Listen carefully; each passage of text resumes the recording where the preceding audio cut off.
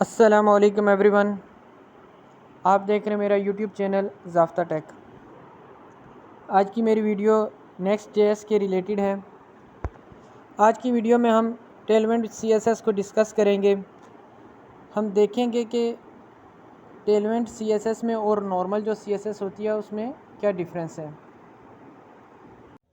आज की वीडियो में हम डिस्कस करेंगे कि टेलविंड सीएसएस में इतने क्या फ़ीचर्स हैं या इतनी इसकी क्या इंपॉर्टेंस है जिसकी वजह से आज इससे बहुत ज़्यादा यूज़ किया जा रहा है और नॉर्मल सीएसएस जो है उसे छोड़ के टेलविंड सीएसएस को यूज़ किया जा रहा है। तो चलें स्टार्ट करते हैं आज की वीडियो को। ये हमारे पास नेक्स्ट जेएस का प्रोजेक्ट ओपन हो गया। इसमें आप डिफरेंट फाइल्स देख सकते हैं। इसे अब हम VS कोड पे ओपन कर लेते हैं। अब हम page.tsx की फ़ाइल को ओपन कर लेते हैं। सब कुछ डिलीट करके ये देखिए हमारे पास एक फंक्शन बना हुआ है। तो चलें कोडिंग स्टार्ट करने से पहले हम देख लेते हैं कि आखिर टेलविंड सीएसएस है क्या। टेलविंड सीएसएस दरअसल एक फ्रेमवर्क है, ये एक लाइब्रेरी है। लाइब्रेरी दरअसल एक फ्रेमवर्क होता है जो डेवलपर्स की आसानी के लिए या कोडिंग में आसानी के लिए या कोड को कम करने के लिए एक फ्रेमवर्क तैयार किया जाता है। अब इसमें ऐसा होता है कि मुख्तलिफ़ कंपनीज़ एक फ्रेमवर्क तैयार करती हैं, एक लंबी कोडिंग करती हैं और उसका जो है एक क्लास या कोई नाम दे देती हैं। वो आप जस्ट क्लास यूज़ करेंगे, डेवलपर जो होगा वो जस्ट उसकी क्लास यूज़ करेगा और वो जो पीछे जो फ्रेमवर्क जो उन्होंने किया होगा वो पूरा अप्लाई हो जाएगा। तो टेलविंड भी एक लाइब्रेरी है जिसे स्टाइलिंग के लिए यूज़ किया जाता है। टेलविंड सीएसएस में हमने जस्ट एक क्लास का नाम देना होता है। जो भी हम प्रॉपर्टी अप्लाई करना चाह रहे होते हैं उसका क्लास का नाम देना होता है और बैक एंड पे वो पूरी प्रॉपर्टी अप्लाई हो जाती है। टेलविंड सीएसएस नेक्स्ट जेएस के प्रोजेक्ट में यूज़ करने के लिए जब आप नेक्स्ट जेएस की फ़ाइल बना रहे होते हैं तो वहाँ पे आपके पास एक ऑप्शन आता है कि आया कि आप टेलविंड यूज़ करना चाह रहे हैं या नहीं करना चाह रहे। यस और नो का ऑप्शन आपके पास आता है। जब फाइल बनाते हैं तो आप अगर टेलविंड यूज़ करना चाह रहे हैं तो आपको वहाँ से टेलविंड के ऑप्शन को यस करना पड़ेगा। अब हम डिस्कस करते हैं global.css की फ़ाइल को। इसे ओपन कर लेते हैं क्योंकि global.css की फ़ाइल भी टेलविंड से डायरेक्ट कनेक्टेड है। आप global.css की फ़ाइल में आप देखेंगे ये बाय डिफ़ॉल्ट काफ़ी सारी CSS लिखी हुई है। अब इसे हम हटा देते हैं। इसकी टॉप की 3 लाइन्स देख लेते हैं। ये जो इस पे सबसे ऊपर 3 लाइनें आ रही हैं, अगर ये आपके प्रोजेक्ट में नहीं होंगी तो आपके प्रोजेक्ट पे टेलविंड अप्लाई नहीं हो सकती। अब हम इसे डिस्कस कर लेते हैं। सबसे पहले हम टेलविंड बेस को देखते हैं। टेलविंड बेस से मुराद ये है कि बाय डिफ़ॉल्ट जो HTML की स्टाइलिंग है वो ख़त्म हो जाती है। अब आप अपनी मर्ज़ी से ख़ुद से टेलविंड्स के ज़रिए से स्टाइलिंग करेंगे, यानी कि H1 की जो आपको पता है जो साइज़ होता है वो सबसे बड़ा होता है, H6 का सबसे छोटा होता है। ये बाय डिफ़ॉल्ट HTML की स्टाइलिंग होती है। लेकिन अब ऐसा होगा कि H1 और H6 का साइज़ बिल्कुल सेम होगा। तमाम जो हेडिंग्स हैं उनका साइज़ सेम होगा। तमाम जो इसकी बाय डिफ़ॉल्ट सेटिंग है वो सब ख़त्म हो जाएगी। इससे नीचे ऑप्शन आ रहा है टेलविंड कंपोनेंट्स। ये कंपोनेंट्स के रिलेटेड है। और लास्ट पे जो है टेलविंड यूटिलिटीज़, ये आगे चल के हम इसे भी डिस्कस करेंगे। तो चलें अब हम page.tsx की फ़ाइल को ओपन करके इसमें कुछ कोडिंग करते हैं ताकि मज़ीद आपको चीज़ें क्लियर हो जाएंगी। कुछ स्टाइलिंग देंगे हम। तो इसके लिए यहाँ पे एक फ़ंक्शन बना हुआ है, इसमें हम एक डिव बना लेते हैं। डिव बना के इसके अंदर हम H1 लिख लेते हैं, एक हेडिंग दे देते हैं H1। इसमें हम हेलो वर्ल्ड लिख लेते हैं। हेलो वर्ल्ड लिख लिया है हमने। ये हमारी एक फ़ंक्शन बन गया है। अब यहाँ पे हम टर्मिनल ऑन कर लेते हैं। टर्मिनल ओपन करने के लिए हमने जस्ट क्लिक करना है, कंट्रोल और जे क्लिक करेंगे तो हमारे पास टर्मिनल ओपन हो गया है। यहाँ पे हमने npm run dev लिखना है। फिर यहाँ पे नीचे आप देख सकते हैं कि ये हमारे पास लोकल होस्ट आ गया है 3000। यहाँ पे जाके हमने ब्राउज़र पे चलाने के लिए कंट्रोल प्लस क्लिक के ऑप्शन पे प्रेस करना है। ये हमारे पास आप देख सकते हैं ब्राउज़र पे हेलो वर्ल्ड लिखा हुआ आ गया है। एक चीज़ आपने नोट की होगी कि इसका साइज़ बहुत छोटा है। H1 हेडिंग जो होती है, फर्स्ट हेडिंग, उसका साइज़ काफ़ी बड़ा होता है, लेकिन यहाँ पे इसका साइज़ काफ़ी छोटा आ रहा है। ये जैसे मैंने आपको पहले बताया था कि जो टेलविंड बेस के ऑप्शन जो होता है वो इसीलिए होता है कि बाय डिफ़ॉल्ट जो इसकी सेटिंग है वो ख़त्म हो चुकी है। अब हम जो भी हेडिंग देंगे सबका साइज़ सेम ही होगा। ये हमारे पास H1 आ गया। अब हम इस पे page.tsx की फ़ाइल ओपन करके टेलविंड पे काम करते हैं। जैसे मैंने पहले आपको बताया है कि टेलविंड में हमने जस्ट क्लास का नाम लिखना होता है और उसकी प्रॉपर्टी खुद ब खुद अप्लाई हो जाती है। दूसरी CSS लिखने के लिए हमें एक अलग से फ़ाइल बनानी पड़ती थी, उसमें पूरी कोडिंग करनी पड़ती थी, लेकिन यहाँ पे ये है कि इसी में HTML के साथ ही हमने CSS लिखनी है। इसकी क्लासेस अगर आपको याद नहीं है तो गूगल पे चेक कर लेते हैं। गूगल पे यहाँ पे लिखेंगे हम जस्ट टेलविंड CSS लिखेंगे। टेलविंड CSS लिखेंगे तो सर्च करेंगे तो हमारे पास ये वेबसाइट ओपन हो जाएगी। जब हमारे पास ये वेबसाइट ओपन होगी तो इसे ओपन कर लेंगे। ओपन करके गेट स्टार्टेड पे क्लिक करेंगे। अब ये हमारे पास ओपन हो गया है। अब यहाँ पे ऊपर क्विक सर्च पे जाके अगर जो भी प्रॉपर्टी हमें चाहिए उसे सर्च करेंगे। यहाँ पे हम लिख लेते हैं टेक्स्ट। अब हमें टेक्स्ट का कलर चेंज करना है तो टेक्स्ट लिखेंगे तो ये देखें टेक्स्ट पे कितनी सारी प्रॉपर्टीज़ आ गई हैं टेक्स्ट के नाम से। टेक्स्ट, अब हम यहाँ टेक्स्ट कलर लिख लेते हैं क्योंकि टेक्स्ट कलर हमने चेंज करना है। टेक्स्ट कलर में ये देखें सारे कलर्स आ गए। ये मुख्तलिफ़ कलर्स हैं।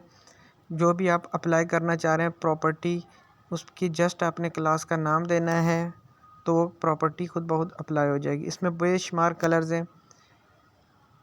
इसमें आप वही कलर्स चूज़ कर सकते हैं जो यहाँ पे दिए गए हैं। टेलविंड में आप यही है कि अब जो वही कलर आप अप्लाई कर सकते हैं जो यहाँ पे मौजूद हैं। हमने जस्ट यहाँ से प्रॉपर्टी की क्लास उठानी है और वहाँ पे जाके रख देनी है। अब अगला काम टेलविंड लाइब्रेरी का है कि वो खुद ब खुद पूरी प्रॉपर्टी जो है वो अप्लाई हो जाएगी। नॉर्मल CSS में हमें पूरा कोड खुद से लिखना पड़ रहा था।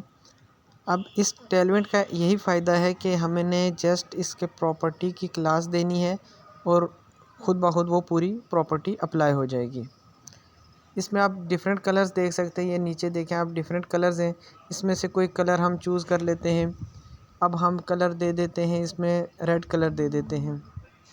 रेड कलर हम चूज़ कर लेते हैं। ये टेक्स्ट रेड 500 इसे अप्लाई कर देते हैं। इसके लिए हमने H1 के अंदर जाके फर्स्ट टैग है, यहाँ पे लिखना है क्लास नेम।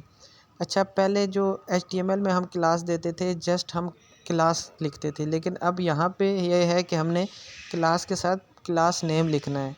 क्लास नेम अगर टेलविंड की प्रॉपर्टी अप्लाई करना चाह रहे हैं तो क्लास नेम लिखेंगे।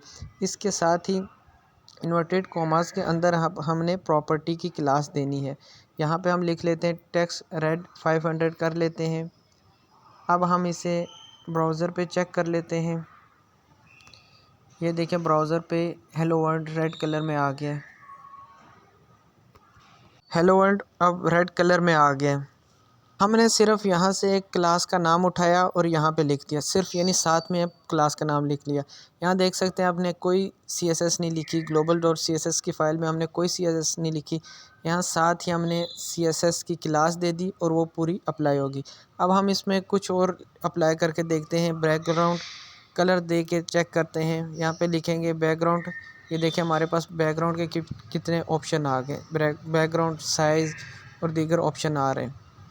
यहाँ पे हमने कलर देना है, बैकग्राउंड कलर लिख लेते हैं। ये कलर आ गया, ये बैकग्राउंड कलर है हमारे पास। इसमें से कोई भी आप अप्लाई करना चाहें अप्लाई कर सकते हैं। ये डिफरेंट कलर्स हैं।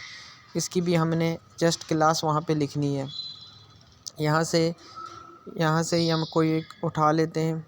यहाँ पे लिखेंगे BG/कलर नेम और इसका जो कोड है वो लिख लेंगे। ये हमारे पास ये वाला बैकग्राउंड कलर अप्लाई हो जाएगा। ये देख सकते हैं आप, ये बैकग्राउंड कलर अप्लाई हो चुका है। यानी जस्ट हमने लिखा है, उसके साथ ही एक क्लास नाम लिखा है, 4 वर्ड का एक कोड लिखा है हमने, तो वो पूरा अप्लाई हो गया।